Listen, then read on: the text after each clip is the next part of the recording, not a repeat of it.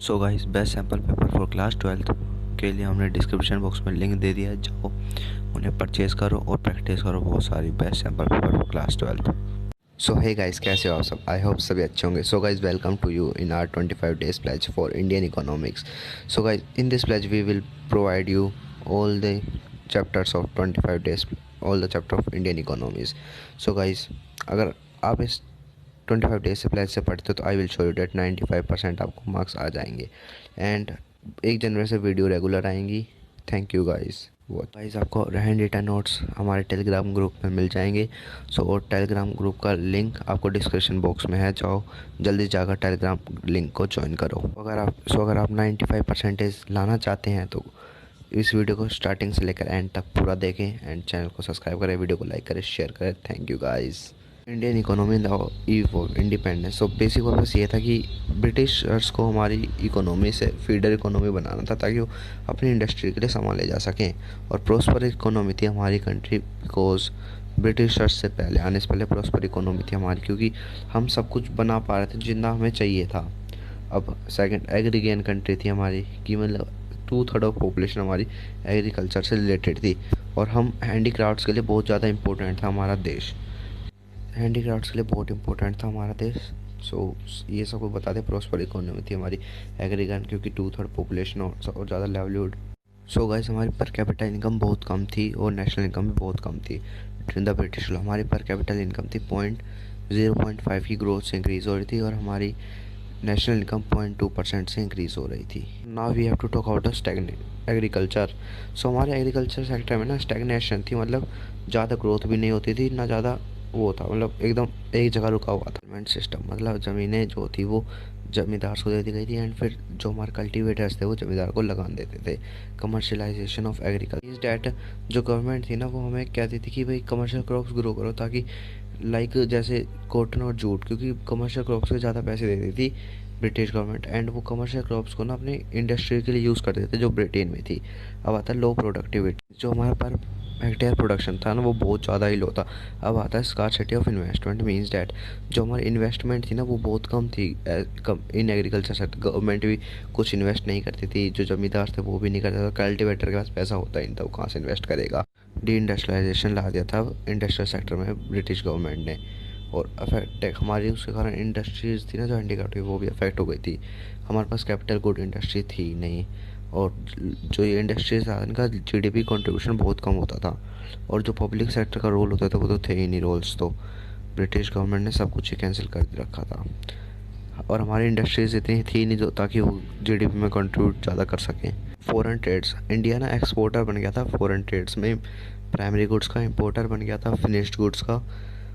और जो primary goods का था एक्सपोर्टर बन गया था और कंज्यूमर गुड्स का एक्सपोर्टर बन गए थे, इंपोर्टर बन गए थे। और ब्रिटिश ने हमारी सारी यूज़ कर लिए थे, हमारे प्रोडक्शन के सब कुछ चीज़ हमारी ब्रिटिश गवर्नमेंट यूज़ कर लेती थी, रिसोर्सेज हमारे सारे। Canal Suez canal was open in 1869 और इसने ना एक्सेस कर दिया था इजीली, कब कोई भी एक्सेस कर सकता था इंडियन मार्केट को थ्रू सुएज कनाल। और ये डायरेक्ट रूट प्रोवाइड करता था शिप्स को जो सेल करती थी इंडिया और ब्रिटेन के बीच में। और ये इकोनॉमिकली बहुत इंपॉर्टेंट वाटरवेज है पूरे वर्ल्ड का। So guys, if you like these notes, then download these notes from our Telegram group. So join our Telegram group to download the notes.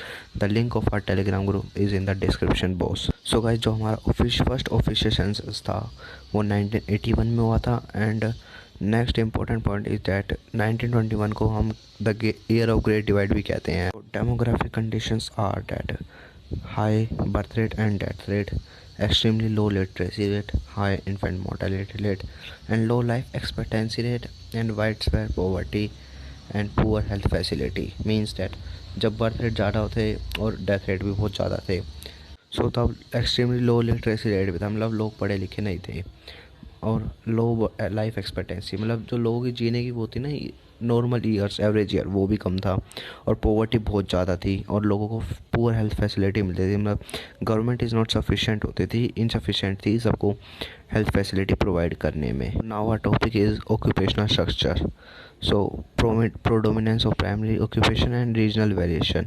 So these are two aspects, so इनको detail में पढ़ते हैं। So predominance of primary occupation means that हमारे India में जब ज़्यादातर लोग primary occupation में लगे पड़े थे लाइक फार्मिंग में etcetera. Regional variation means that due to industrialisation हमारी काफ़ी स्टेट्स में प्राइमरी से लोग काम करना बंद करके अब सेकेंडरी सेक्टर की तरफ जा रहे थे। स्टेट्स लाइक उत्तर प्रदेश, हरियाणा, राजस्थान, इन सब स्टेट्स में लोग ज़्यादातर प्राइमरी सेक्टर की तरफ थे and the states like Maharashtra इनमें सब सेकेंडरी की तरफ ज़्यादा थे। So now our topic is infrastructure. The roads were built serve the interest of mobilising army and the raw material. तो जो ब्रिटिश गवर्नमेंट रोड्स बनाए थे वो मेनली मोबिलाइजिंग के लिए बनाए थे, आर्मी और रॉ मटेरियल के लिए। तो second point is that there is acute shortage of all weather roads. Railways, the most important contribution made by the Britishers were railways. So railways ने ना अनेबल कर दिया था अब लोगों को कि अब लोग ज़्यादा से ज़्यादा लॉन्ग डिस्टेंस ट्रैवल कर सकते थे। And it also enables the commercialisation of agriculture, मतलब कि अब जो फार्मर्स थे अपने ईजीली कमर्शल अपने एग्रीकल्चर प्रोडक्ट्स को सेल कर सकते थे लॉन्ग डिस्टेंस दूर जाकर भी with the help of railways. Air and water transport. So Britishers ने मेजर्स तो लिए थे कि भाई एयर एंड वाटर ट्रांसपोर्ट को बनाएंगे, पर जो उन्हें बनाना चाहिए था वो उतने अच्छे नहीं बना पाए थे। अच्छे से ना एयर वाटर ट्रांसपोर्ट डेवलप नहीं हुआ था। Next point is communication. So British government had introduce the electric telegraph for the main purpose of law and orders. Now Indian economy on the eve of independence. So at the time of independence our economy is colonial, semi feudal economy and stagnant economy. Stagnant इसलिए थी क्योंकि हमारे जो growth थी ना like per capita income में वो 0.5% थी only. Growth in real aggregate output is less than 2% only. And our economy is also backward economy and depleted economy. And backward economy because of low level of productivity, low per capita income, high birth and death rate, traditional method of agriculture and mass illiteracy. So guys, if you like our video, share our video, subscribe our channel, like our video. Thank you so much guys. So guys, if you like our notes then join our telegram group. So the link of telegram group is in the description box. So join the telegram group, जल्दी से जल्दी join कर लो सभी। Guys अब तक notes upload हो चुके होंगे हमारे टेलीग्राम ग्रुप पर। सो जल्दी से डाउनलोड कर ले सारे, उसको जाकर अच्छे से पढ़े। And guys subscribe our channel, like our video, share our video. Thank you so much guys. So guys, if you want to score above 95% then watch our video till the end. Thank you so much guys.